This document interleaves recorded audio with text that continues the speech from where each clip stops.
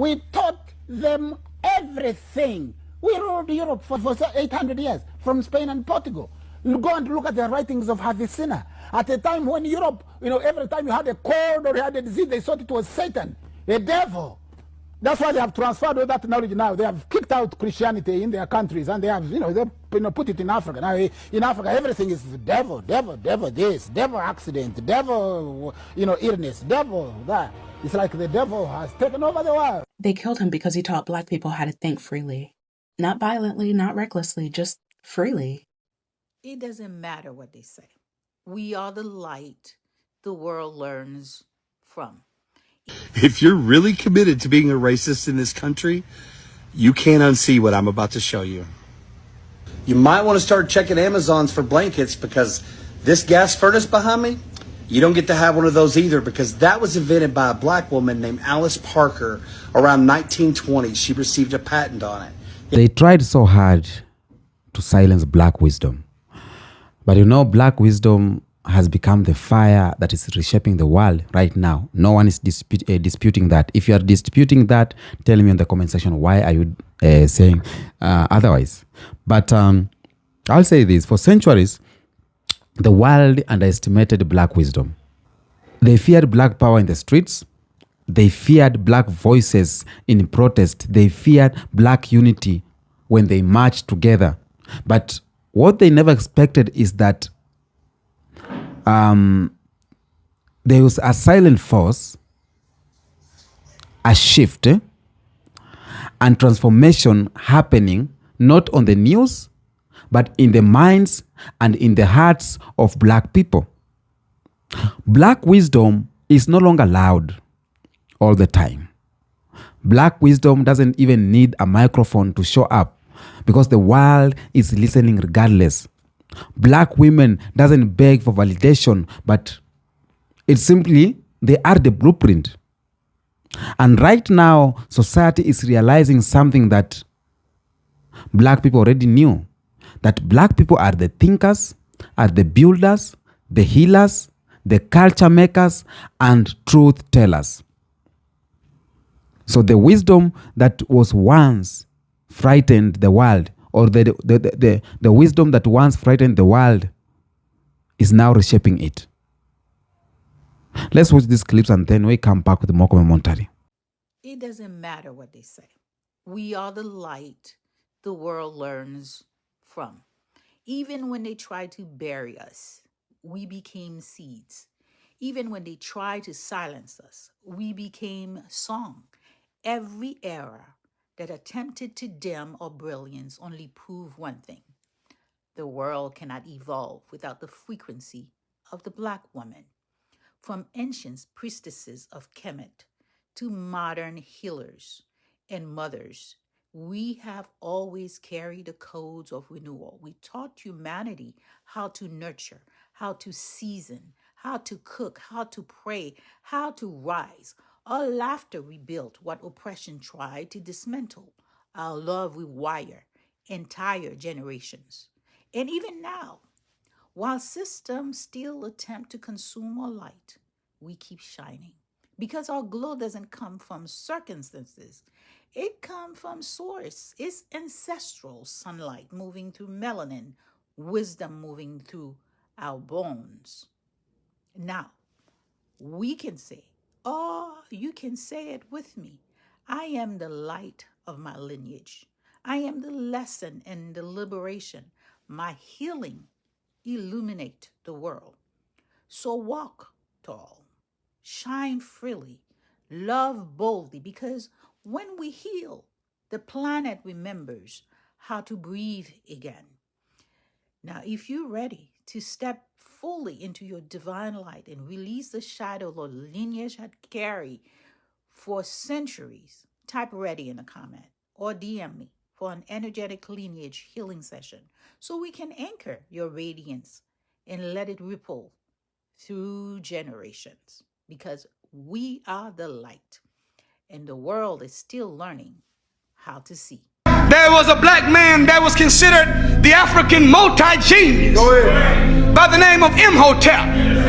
Lived 2,000 years before Hippocrates put down his hypocrisy and claimed that he fathered medicine and philosophy.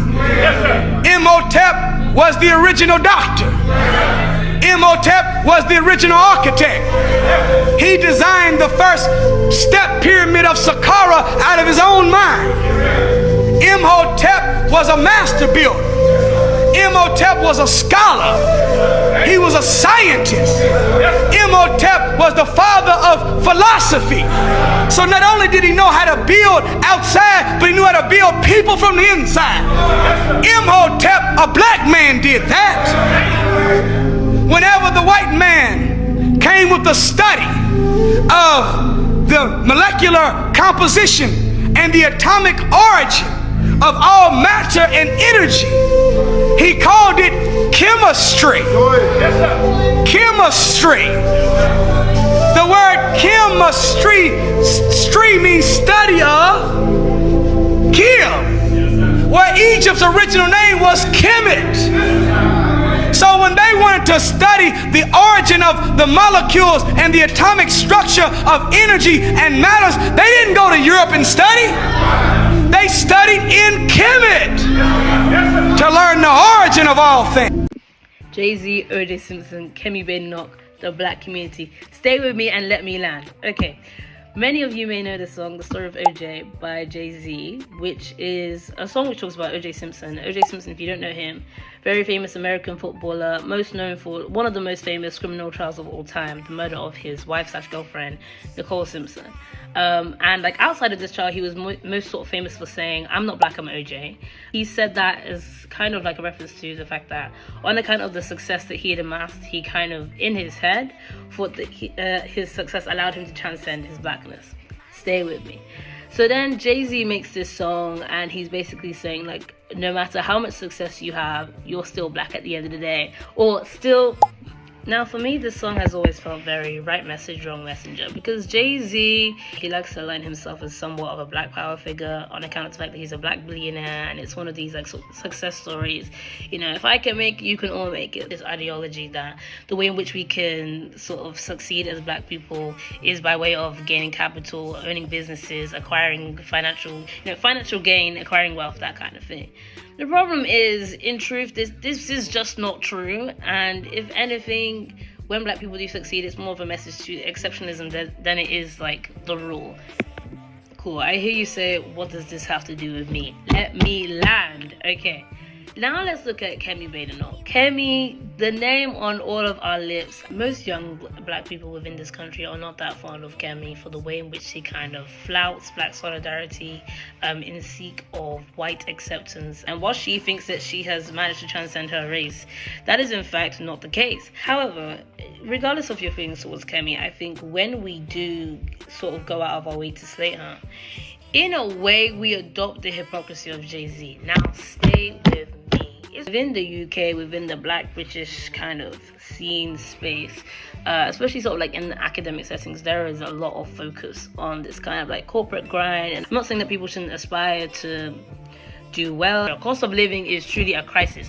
However, I do just think it's interesting how, for all the flack that we give Kemi, when we become engrossed in this whole black capitalism, acquiring wealth mindset, which is just very individualistic, the gap between ourselves and Kemi is giving the calls coming from inside the house. Do with that what you will. If you're really committed to being a racist in this country, you can't unsee what I'm about to show you. You might want to start checking Amazons for blankets, because this gas furnace behind me, you don't get to have one of those either, because that was invented by a black woman named Alice Parker around 1920. She received a patent on it. Yeah, that's how we stay warm today. I mean, if you love potato chips, they gotta go, because a man named George Crumb, a chef in New York, had sent French fries out with a meal and a customer complained. So what did Mr. Crumb do? He sliced potatoes so thin, fried them up, dumped a bunch of salt on them, and sent them out. And that is the American delight of potato chips. They gotta go. Here in the bathroom, Lotta Newman patented the first hairbrush with synthetic bristles in 1898. And she's just the third black American woman to ever receive a patent. Now, I know this isn't going to affect those skinheads very much. In 1892, George Sampson of Dayton, Ohio received patent number 476,416 for what is the forerunner of the modern dryer we use today. It's going to suck drying your clothes outside.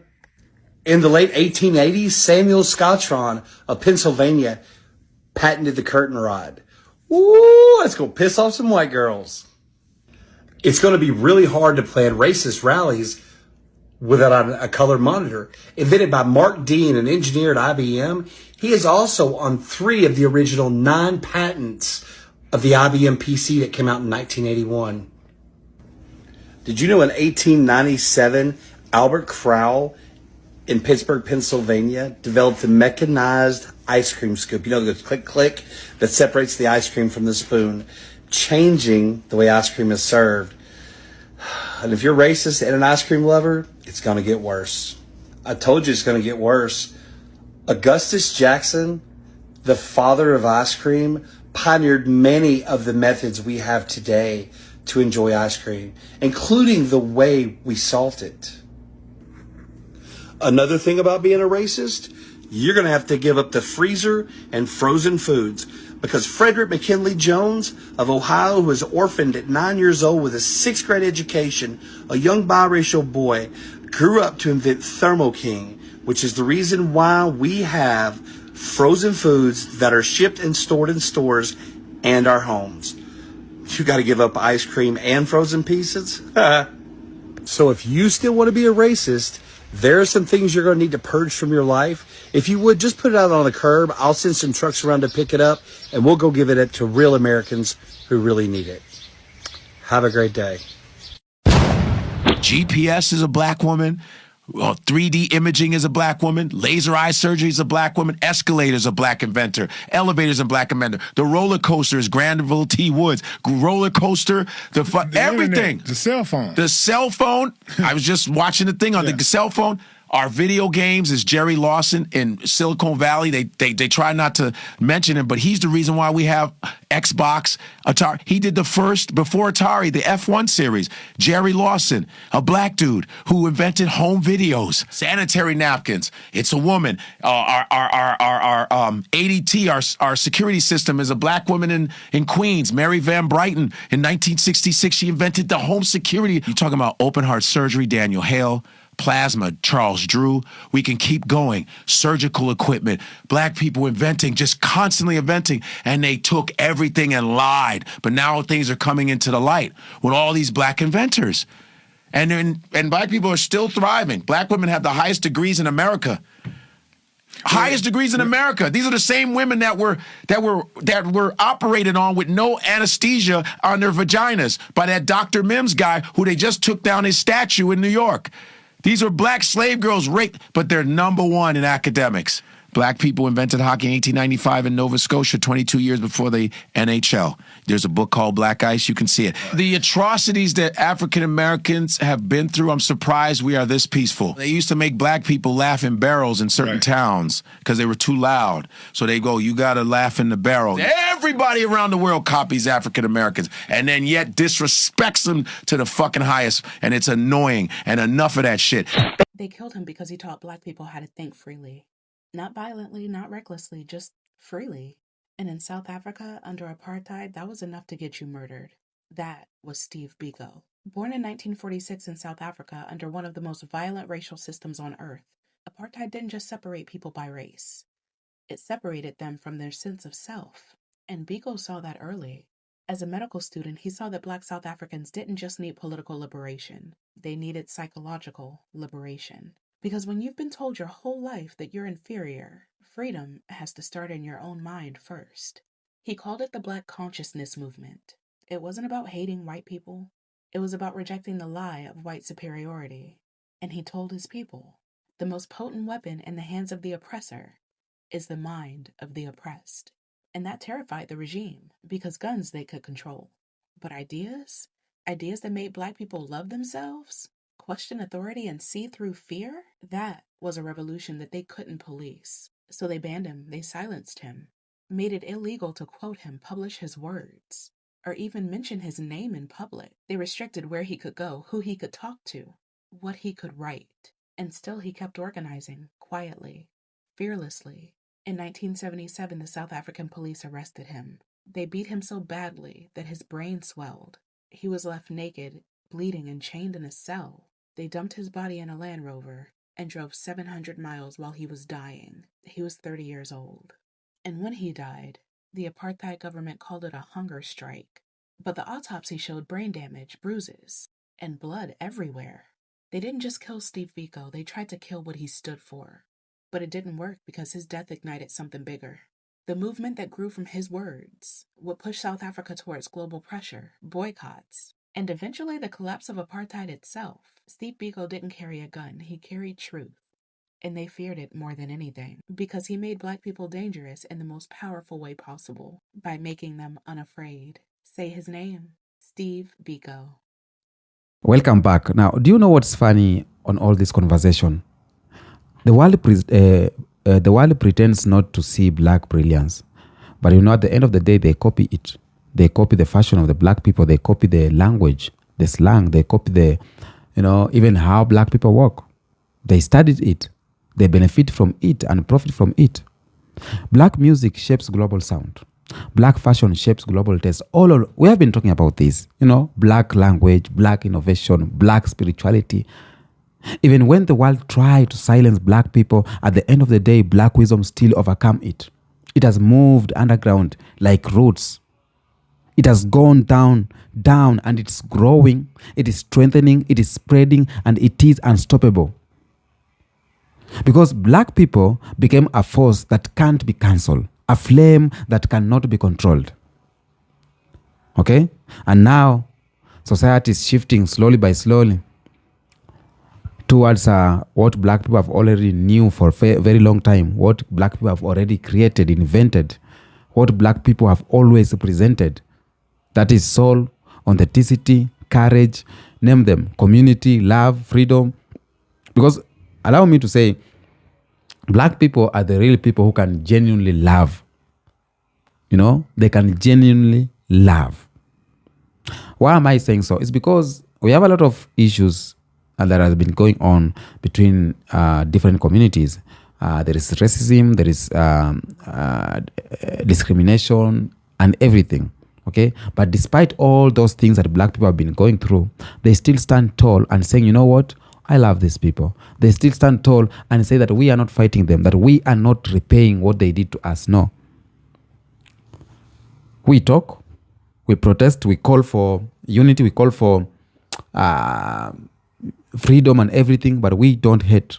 We don't pay bullets with bullets as Black people. That is the culture of Black people. Love is number one. Okay? And Black wisdom is generational. Black wisdom is not a trend. It's not just a TikTok sound or a viral moment. Black wisdom, it is generation. Okay? Our elders who came before us carried it in their stories. They carried it or encoded it in our DNA. Our communities preserved it in culture. You can see it in culture.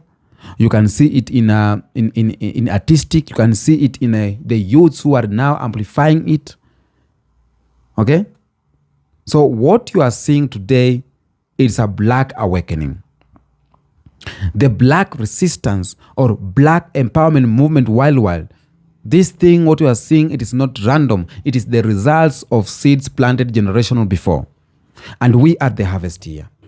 Our ancestors are now sitting down wherever they are. When they look at us, they smile because we are fulfilling the prophecy they prophesied. We are fulfilling everything they wanted it to go. Look around the world today. Africans are waking up. Black Americans are uniting.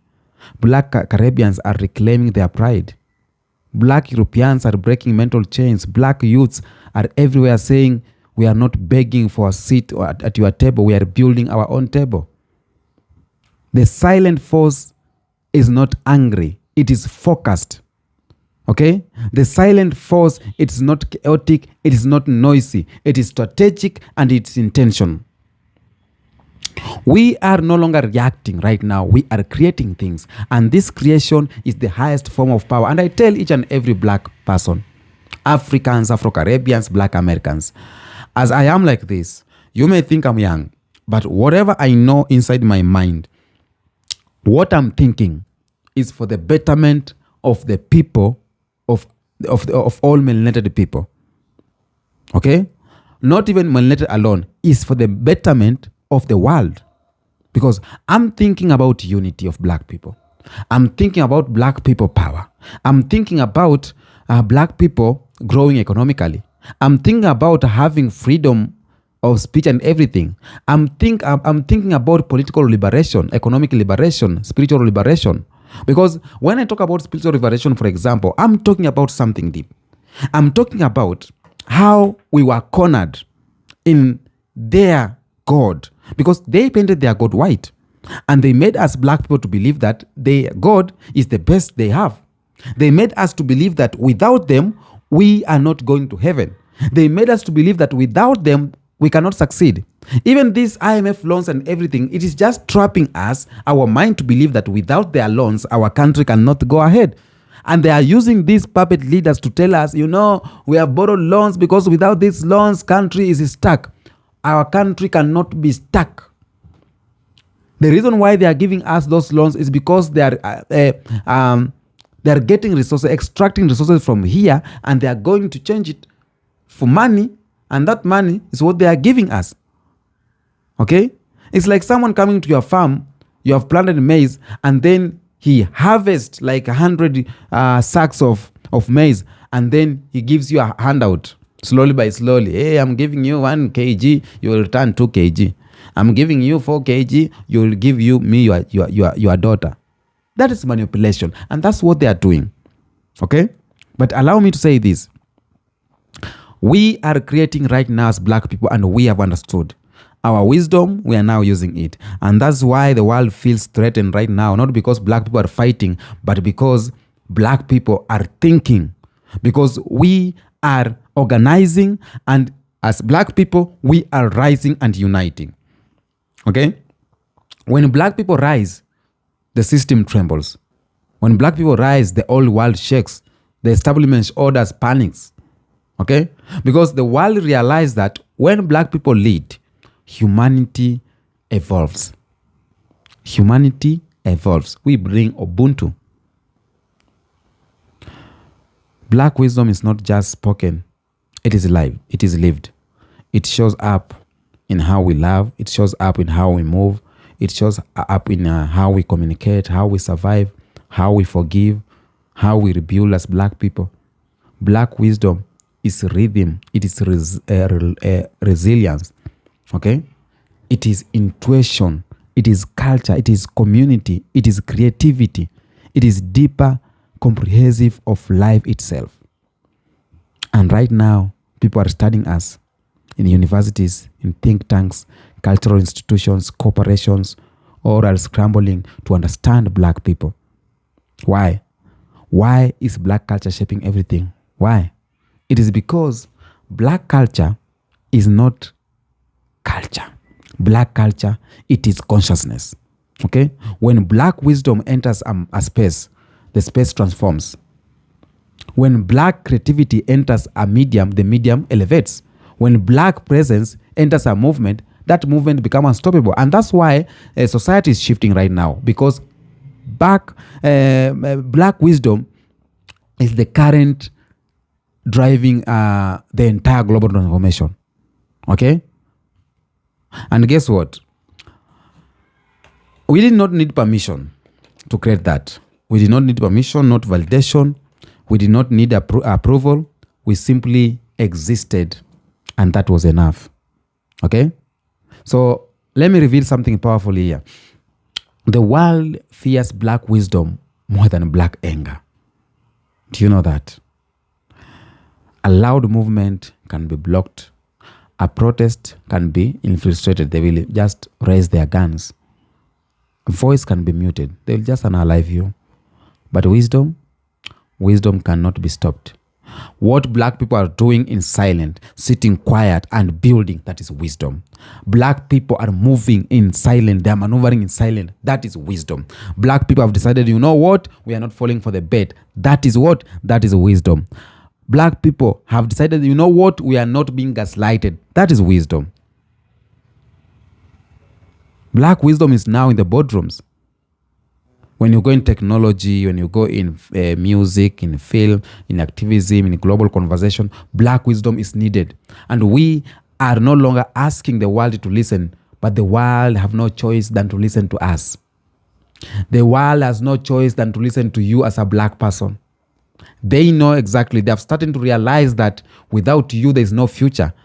Even white America are realizing that you are the one who built. They know the history now.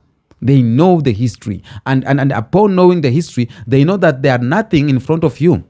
You are everything. A world needed, an empire needed. Even right now,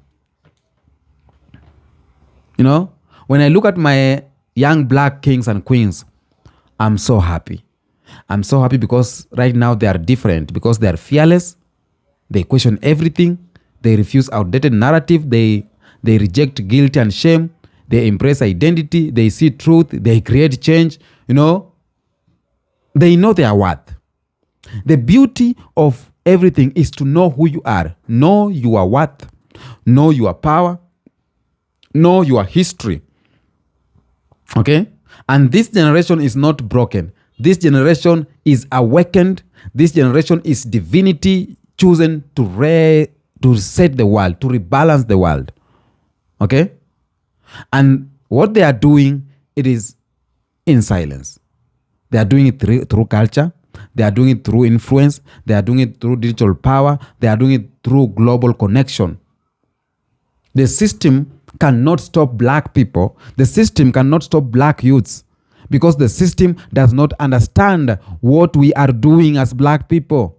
The system cannot understand what the youths are doing. Okay? Let me shift gears a little bit here, because I want to talk about when black wisdom becomes strategy. Because what's happening in the world today is not just awakening, it's a strategy. Okay? Black wisdom is entering a new phase, the strategic phase, that is no longer reactive, no longer defensive, no longer waiting for opportunities. Black wisdom is creating opportunities. Black youths are building tech. Black creators are controlling narratives. Black thinkers are redefining leadership. Black communities are reclaiming economics. Okay? And this is part of the world that the world wasn't prepared for. Black wisdom is no longer in survival mode. It is in a transformation mode. And we are not just speaking truth. Right now, we are building truth. We are struggling to structure it. We are implementing it. We are doing what it takes to evolve or collapse. Okay? This is why the system is shaking. Quietly but visibly. You can see it. You can sense, you can feel. The world relied on black labor. But right now, it depends on black intellect. And that shift terrifies them, because once black people decide, you know what, we are not helping you anymore, it is gone like that. Okay? Let me expose something here for the first time. The world always painted black people as physical, strong, athletic, rhythmic. But you know what? They never recognize black people as intellectual. They said we are primitive. That's why they painted black Africans primitive. They are poor. They are backward. They never imagined that we are visionary or strategic or philosophical. They knew. I know they knew, but they wanted us to remain like that, so that to brainwash us not to believe in ourselves. Okay? But today, black thinkers are dominating conversations on justice, culture, psychology, identity, technology, politics, spirituality. So black wisdom is redefining what intelligence look like. It is not just stiff. It is not just boring. It is not just limited to academic issues. No. Black intelligence is creativity, deeply rooted in critical thinking, is community based on strategy. Black intelligence is knowing how to survive and thrive, is problem solving through lived experiences. And right now, the world see it, and they can't unsee what they are seeing. This is the silent revolution, the intellectual revolution. Okay? Because the world was comfortable when black people were silent, when black people were scared, confused, when black people believed their worth came from someone else. But today, black minds are awake, and we are believing in ourselves. And an awakened black mind becomes unpredictable. You don't know what they are thinking. It becomes uncontrollable and unstoppable. Okay? Because once we recognize who we are, no system can contain us. That's the reality. And that's why they fight so hard to destruct our unity. That's why they fight so hard. Okay? They fight so hard to keep us arguing, to keep us divided, to keep us focused on nonsense. But black wisdom has evolved beyond distractions. Okay? We analyze differently. Right now, we question differently. We build differently. We challenge differently. Awakened black mind creates new paradigms, not just new conversation. And that is what is reshaping the world right now. Okay? Now, society love to pretend. They love to pretend so much that African wisdom is primitive, that our ancestors were unsophisticated, that our heritage was underdeveloped. But today that truth has returned. We are knowing our history, and we know we are great thinkers. We know we are the sons and daughters of queens and kings. Africa wisdom was advanced back then, was civilized, was strategies. African culture was spiritually and scientifically aligned. Because before colonization disrupted Africa, we had sophisticated systems of medicine, astronomy, governance, spirituality, education, economic. And right now, consciously or unconsciously, the world is returning to these principles. Okay? Now, I'll say this. Black spirituality, if I talk about that, is a threat. It's a threat to control. Why? Because the world is comfortable with black entertainment. Okay? They are calling us entertainers. They're comfortable with black creativity, labor, and culture. But the world is terrified with black spirituality. Why? Reason is because true black spirituality is liberation. True black spirituality, it is truth, it is unity, it is fearlessness, it is elevation, and it is connection to something bigger than any empire. Okay? When black people reconnect spiritually, not religion, but spiritually, they become impossible to manipulate. A spiritual grounded black person has clarity. A spiritual black person has purpose, inner power, name them, vision, wisdom, identity, courage. Okay? No system can break someone who knows themselves. That is the reality. No system can do that. And this is why the world tries to disconnect black people from their spiritual roots, so that to weaken them psychologically, to separate them from their identity. They want to dilute your power. And we are not allowing that. We are standing strong as black people, and we are here to stay. We have been here, and we are still here, and will be here. The first and the first. Black women, on the other hand, are the backbone of this transformation. You know, their wisdom hold families. Their their strength sustains movements. So as black people, we are fully charged, and we are ready. And I know you are ready. If you are not ready, take your time. Read your history. Know your identity. Accept yourself. First thing I always say, accept yourself that you are better than you are. Don't see yourself as filthy. Don't need validation or asking for, to be seen. In one way or the other, you will be seen, because black wisdom is here, and black wisdom is reshaping the world right now. Tell me what you think in the comment section. I have captions for Swahili there. You can read and understand Swahili too. Until next episode, peace out.